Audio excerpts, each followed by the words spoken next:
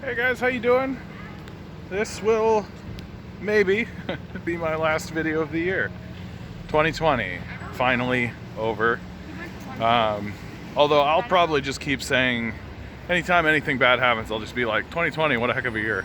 People will be like, no John, it's 2021, and I'll be like, is it?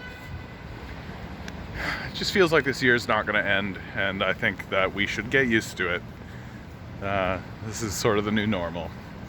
The news to talk about, the thing worth talking about, is Rod Phillips, the Minister of Finance for the Ford administration here in Ontario, resigns after pressure from the NDP because he goes on a Caribbean cruise or a Caribbean vacation over Christmas break in the midst of a pandemic. In terms of their action, like, having him resign is a real no-brainer, right? Like, that's pretty much politics 101, right? Someone does something completely unacceptable, is called out for it, they resign. Like, it's as common as it gets. That's why it happens in the Liberal Party all the time. Bill Morneau's recent resignation aligns really neatly with this. And this will just sort of like fade away, right? This is the kind of thing that's exactly what happens. The conservative types or supporters or even liberals, they'll just be like, oh, you'll have a bad apple, right? Like, you'll have one person, and they'll stop. They won't actually think about or talk about how this is indicative of a larger structural problem that exists within the Conservative Party and within the Liberal Party itself, as they are both tied to corporate power, right? No one will actually have that conversation or actually meaningfully talk about it. Everything always comes back to just, oh, he's just made a bad choice, or he's a bad guy, or one bad apple, right? That kind of thing. And nobody is gonna stop and point out that, like, the reason why, like, Doug Ford knew that this guy was going on this vacation. He said it outright. He knew that this guy, Rod Phillips, was going on vacation 2 weeks before he did. And he's like, I should have said something about it, I guess. Right? And it really just shows you that, like, these conservatives are reactionaries. They have no vision. They have no plan. They have no process or thought of what they're going to be doing next, right? They're just reacting to what's happening, and reacting in a framework that insists, first and foremost, that the wealthy must always be protected and rewarded. Always. Without exception, right? Like, they don't have a plan for if Rod Phillips is going to schedule a vacation and we find out about it, we should tell him no, right? Like, they don't have a plan for that. They just sort of let it happen and are just like, oh, okay. And then when the NDP stand up and say, hey, that's garbage, then the conservatives will be like, oh yeah, I guess that is garbage. And let's just say what the NDP said and have Rod resign, and then we'll just go away. Just go away. We're all just supposed to be like, oh, okay, yeah, moving on. Instead of, like, saying, like, hey, like, shouldn't that have been a policy already? Shouldn't it have been well understood throughout your caucus that over this period of time, maybe taking vacations and, like, doing this kind of stuff is in bad taste? And Rod Phillips is just the guy that got caught, right? He's just the guy that got the spotlight put on him. There's probably more than one, right? Wouldn't be surprised to find out that Dougie himself has gone on some kind of vacation. Anyway, and the reason why there's outrage about it, and the reason why people are mad about it, is because it shows that the ruling party believes that there's, or rather, I shouldn't say believes, but accepts that there's two rule sets. There's a rule that the serfs live by, and there's a rule that the lords live by. And we aren't equals, and that we shouldn't be treated equally. And it's only after they're caught that they're willing to action anything about it. And like it's becoming more and more and more obvious to anyone who actually has a brain to look at any of this stuff. And it doesn't take a lot of effort. Right? It really doesn't take a lot of effort to look at the numbers and go, oh, we clearly are not doing enough to actually combat this. Right? The whole point is to like flatten the curve, lower the numbers, right? Smooth things out. That's the whole point. Why are we doing any of this if not to do that? Right? Why have we put everything into curbside? Why is everything this way? And it's not working, right? If it worked, it would have worked, right? Numbers would flatten, they would go down. But today, congratulations, Ontario, we did it. We crossed 3,000 cases today. Good for us, we did it. And the Ford administration's response to this is to just keep doing the same thing. They don't have a plan. They don't have a plan, right? That what we are doing right now is performative. It is strictly being done to convince the workers and the consumers that, oh yeah, clearly something's being done because look at how much effort we're putting into looking like things are happening and looking like things are being done. You're taking like 20, 30, 40 people who work in a work environment together, and they go onto transit, home, interacting with all the people they live with who are doing exactly the same thing, right? Who then turn around, get back onto that transit, get into a workspace where they interact with upwards of 40 people, and sure, we're all wearing masks, and sure, all this kind of stuff, but it's like, what? Of course, why do you think this? Of course this isn't working. Of course it's not working. And it's not working, and we know what will work, right? We understand what's going to work, but it can't be done because it flies in the face of capitalism. That the capitalist class can't bear or withstand the idea that people just don't work for a bit, right? It's like an abhorrent, fiendish ideology to people. There's all like this fiendish ideology. Like, when I go to the grocery store, I'm served by women who are like 50, 60 years old. All they're doing is standing at a cash register. That's it. That's their job, right? And they do it well. I have no complaints, right? Why can't they just sit down? Why can't they just have a seat? Why can't they sit at the cash register? Why do they have to stand for an 8-hour shift? What's that about, right? It's just this fiendish ideology that has snuck in, right? Like, one of the major complaints that capitalists have in societies that are starting to figure out that, like, capitalism is sucking away the soul of its citizenry.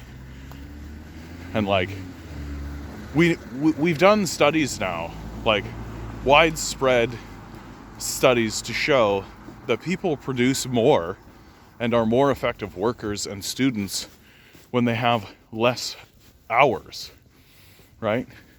It's not that, people pretend like it's counterintuitive, but it's not counterintuitive at all. People are rested, they're enjoying their life more, and so when they have to put in productive labor into the system of productivity, they do so with more energy and more willingness to do a better job because they're rested and they're happy with the rest of their life. It's not brain science. It's not rocket surgery. It's not rocket science. Brain science. I'm trying to find the stupidest way of saying that, and I'm failing, which itself is extremely stupid. So I guess that worked. Like, And we know that's the truth. And the capitalists don't want to do it, even though it would increase productivity, because their concern is that people will have less passion for the job.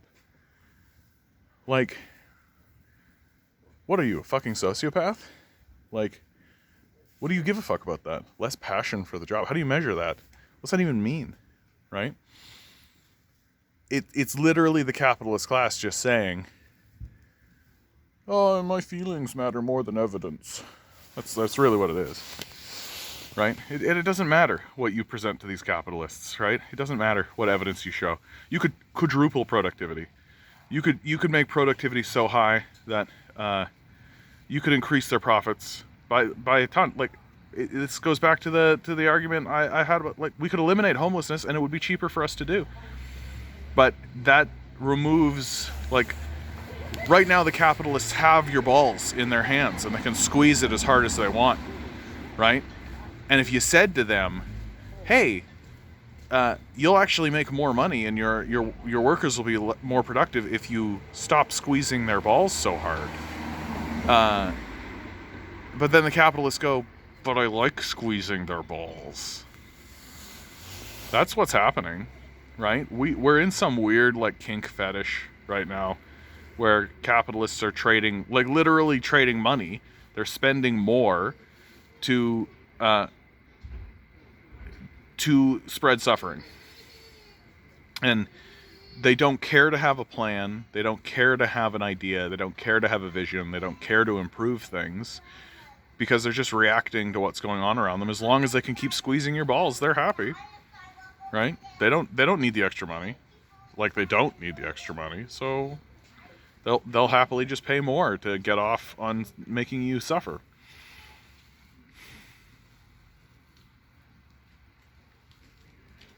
People are saying, like, oh, let's hope 2021 is a better year. It won't be. It won't be. Just give up on that. I openly roll my eyes at that now. Like, yeah, I'm sure. We'll get right on that. No, 2021 is going to be the same.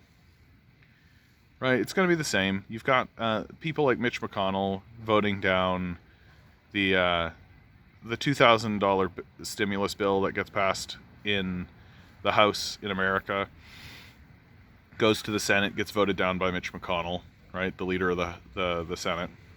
And people are like, you get it together, Kentucky, and we gotta, nothing's gonna change there, right? Like, get rid of Mitch McConnell if you can, right? Which you won't, but if you can, and some other stooge will take his place.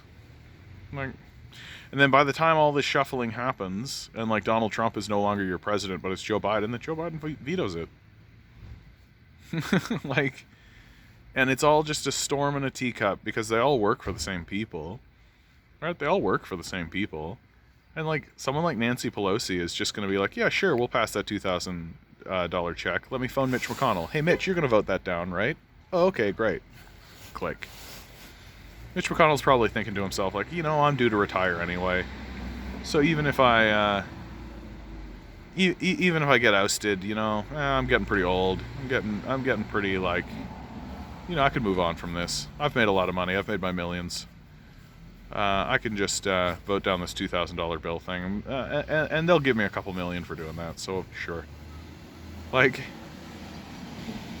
2020 has been a disaster year, and 2021 is going to be the same or worse. Like,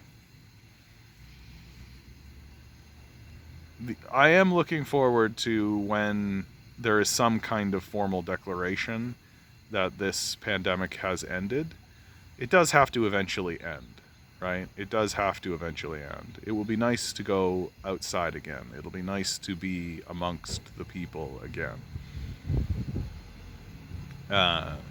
It'll be nice to be able to, like, go and perform, to play the guitar, to go have dinner in public.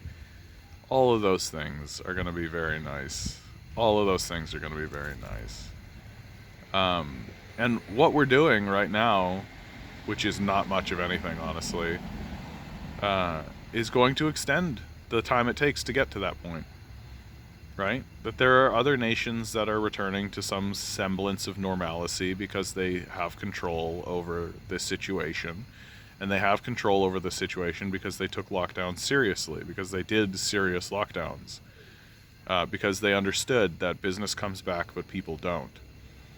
Whereas the Ford administration, like, they've consistently made concessions to powerful corporate interests. That's 100% been what their shtick is. Because they know that when they're out of office, these corporate interests will reward them for their service, right? That's what it's about. That's all it's about. And someone like Rod Phillips, like, these conservatives are gonna look at Rod Phillips like, dang, you got buzzed. Dang it. They got you, Rod. Oh well. Here's a nice cushy job. Thanks for being the finance minister for us. Thanks for those tax breaks, right? Yeah, here's a nice cushy, like, just pay attention to what happens to Rod Phillips. Like, he's not going to get ostracized, blacklisted, any of this kind of stuff. He's not going to get pegged with anything. He's going to become like a consultant at a firm somewhere, right? Like, some multi-billion-dollar corporation is going to make him one of their consultants, or make him a member of the board in some capacity, so that he can rubber stamp further atrocities and further betrayals of the populace. That's Rod Phillips' job. Like, hey vey. What a weird time to be alive, where, like, one would hope that the purpose of getting into politics and that the purpose of being involved in politics would be to improve people's lives, but it just doesn't seem to be the case. I'm very tired. I've got 2 days off, so that's going to be a lot of sleep, which is nice. But, yeah. Blah, blah, blah, blah, blah, blah, blah, blah, blah. Thank you for your kind comments. Thank you for everything, guys. You know what? This year was actually a great year for this channel. It was a great year for this channel, overall. I know that I'm still, like, sub 100 subscribers, but for me, that's really great, and I'm really happy with how that's moved forward. Like, considering that I, like, literally started this as just, like, a place to put my thoughts, the simple idea that there's anyone in the world at all that's spending any amount of time listening to what I have to say is, I don't know, it's surprising. I don't quite understand it. I'm happy that it's happening. I'm happy that you guys are tuning in. Many of you are regulars, and I'm very pleased by that. That makes me very happy. Thanks for tuning in. I hope to see more of you guys through 2021. As we start to get back to some kind of normal life, I hope that we can organize together and start to actually push back against the, like, obvious fascist takeover of our nations.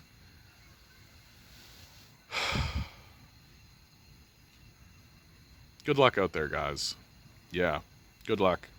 We're all gonna need it. Hey, and what the hell? Happy New Year.